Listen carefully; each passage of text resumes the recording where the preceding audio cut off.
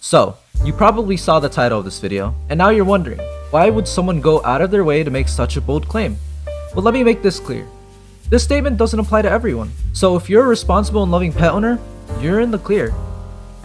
The truth is, this statement only applies to people like me. Before this video continues, I need to add the disclaimer that despite the usual nature of my videos, what I'm going to cover in this video can be a bit sensitive. So if you don't like hearing about animal abuse and death, I recommend you don't watch this video. But now that we have that out of the way, let's get into the storytime video. Story time? Did I hear story?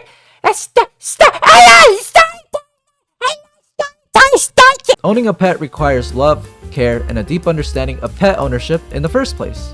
So what happens when you give a lazy, irresponsible, neglectful child a pet?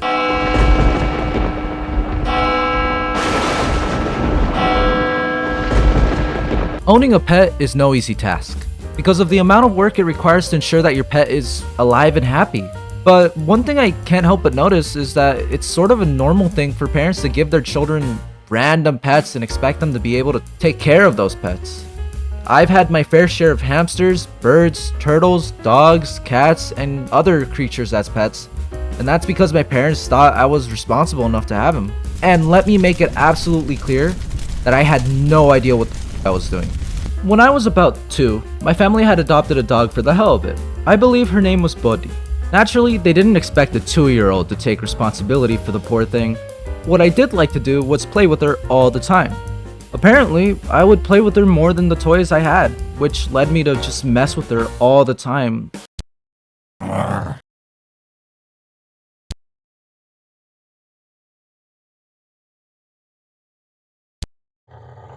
I would pull her tail, try to ride on top of her back. I was just a really annoying kid. My parents would also tell me about how patient Bodhi was with me despite all the things I did to her. Eventually though, she snapped, and she scratched me close to the eye. My parents ended up returning Bodhi to her original owners. You know, that's kind of funny because this reminds me of this one time where You're not in this video. I don't have any memories of Bodhi, but to be honest, this probably does count as something that was out of my control. But was it out of my parents' control? She wasn't our last dog though, since shortly after when I was 3, we got a tiny little black dog. His name was Kissy. Kissy lived like any other dog, did average dog things, play around and whatever, but he was also very naughty, and he would bite on the couch and pillows. My parents couldn't stand this, and they gave up the dog to a family who was willing to care for him.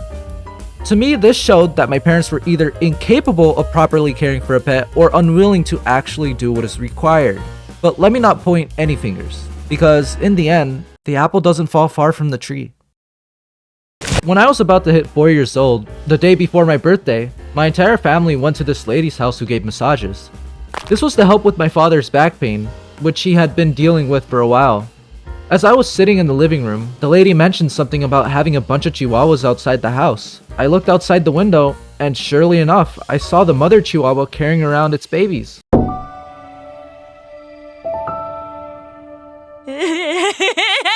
As I was about to ask my parents if we could have one of those puppies, I heard barking and scratching from the door that led to the garage.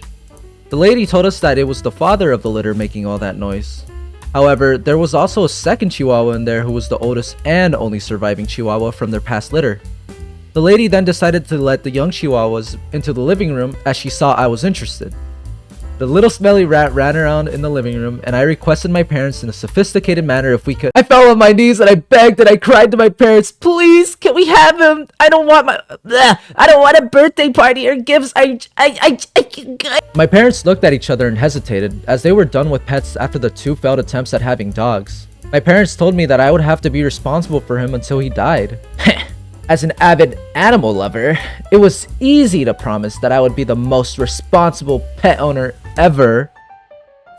Despite their reluctance, my begging and birthday eventually made them cave in, and they bought me the stinky little chihuahua for $100. We named them Max. I absolutely loved Max and played with him non-stop for 2 weeks. But after those 2 weeks passed, I grew bored of him and stopped being responsible like I promised. This is one of the issues I want to cover. You'd probably think that it was because I was just a kid. I didn't know any better and I was too young to be responsible for a pet. To an extent, that may be true. But even now with 2 cats and a dog, I still struggle to do the basic tasks needed to take care of them. After all these years living with Max and other pets that I own, I learned that I wasn't meant for it. I was either too lazy or too irritable at the little things.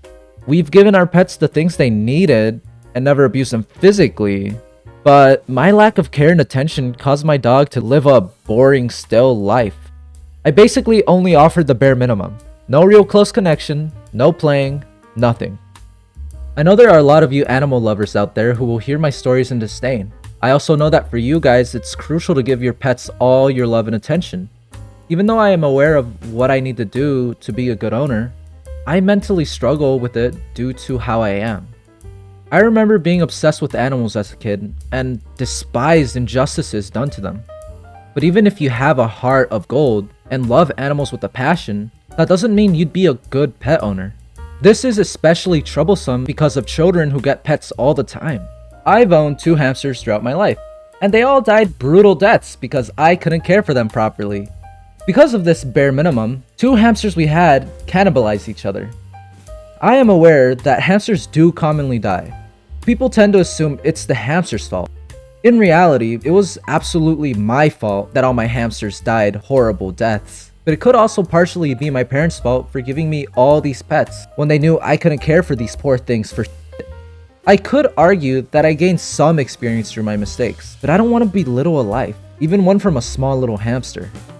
I didn't really learn my lessons since most of my other pets died as well.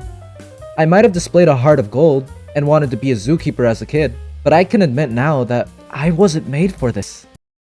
There are so many misconceptions and things we do that sometimes we don't even realize are forms of abuse. This includes both physical forms of abuse and mental forms of abuse. There needs to be an understanding that animals feel things and have needs just like we do. We have to take responsibility for these animals because why else did you get them in the first place? It hurts to see all these people online treating animals irresponsibly, doing things that don't make any logical sense. From genetically mutating them, declawing them, letting them roam outside thinking it's healthier, all the way to straight up just euthanizing them. There have recently been some posts online trying to argue that a cat that has free roam is living a healthier, freer life. You may feel entitled to say this due to your exception, but it doesn't necessarily mean that it's the right thing to do. Cats are domesticated, just like dogs. This means they are dependent on us humans. You let a cat roam around freely, don't be surprised if you hear your beloved pee-pee whiskers died in 100+ ways. And don't get me started with the declawing and wing clipping. Imagine declawing/clipping the wings of a cat or bird, something crucial for its movement. Aww, but you know what's acceptable? Breeding dogs into constantly suffering creatures. Everyone loves a dog who can't breathe or move properly because, oh, it's so cute. Jesus. There's a lot of things that we do to our pets that we just end up shrugging off. And although I don't relate to the amount of these owners do to their pets, I can admit that I'm not better due to being neglectful towards them. And just like with hamsters, I was neglectful with birds. I had gotten 2 parakeets from your standard PetSmart when I was about 6 years old. We cared for them regularly and kept them inside their little cages, but these 2 birds always had beef with each other. When I say they had beef, I mean they had beef, as in they were trying to kill each other. We just shrugged it off as something natural, and we let them hash it out amongst themselves in hopes that maybe one day it would calm down. But boy, were we wrong. A few days later, my mom called for me. I walked into the living room and I saw that she was holding one of the parakeets in her hands with its head bruised and bloody. My brother and I bawled our eyes out to the parakeet as it was heartbreaking to see it go in such a way. After the death of that parakeet, the only thing we could do is care for the one we had left. One day though, a family with a bunch of kids came over, so my parents decided to leave the cage outside to prevent the parakeet from making a lot of noise indoors. When the family had left, I stepped outside and saw that the cage was empty. Those little let my bird out. I was about to crash out, but my parents said that it wasn't worth worrying about now since it probably died in this unnatural environment. Despite the way the lives of these parakeets were disrupted by our neglect, at the same time that we were raising those birds and hamsters, we also had 2 turtles who witnessed everything we did. The turtles were mainly my parents at that point, since I sucked at cleaning their tank and caring for them. There was even a time I poured prescription eye drops into the water thinking it would make the water healthier. So it's safe to assume that my parents did not trust me with the turtles. But then one day, a big turtle came through the door.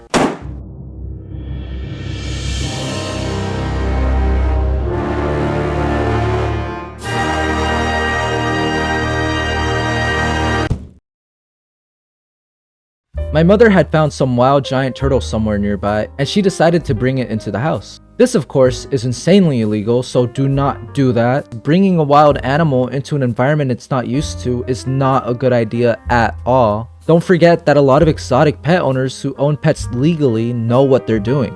But then there are cases like my mother where some person gets their hand on the ultra rare shiny fart goblin that is known for killing humans and they think, Ooh, excited! And they take it home. We ended up leaving it in a little container where we would feed it and play with it for about a week or two. But my mom found shattered eggs in her container. The poor turtle figured that this wasn't an environment to raise her own children, so she smashed her own eggs due to that. This was a wake-up call for my mom as she decided to let the turtle into the wild again. Shortly after this, my parents grew tired of caring for the two little turtles, so they gave them to another family who was willing to care for them. I hope they're doing a lot better with that family now. Do you see the problem? It's not worth owning a pet if you're not able to provide them with what they need. My family is literally a prime example as to why people like us shouldn't have pets. We weren't willing to invest the money for them and gave them the bare minimum when it came to feeding and living space. This is like when people adopt rabbits, they assume that keeping them in tiny cages and just feeding them pellets is enough.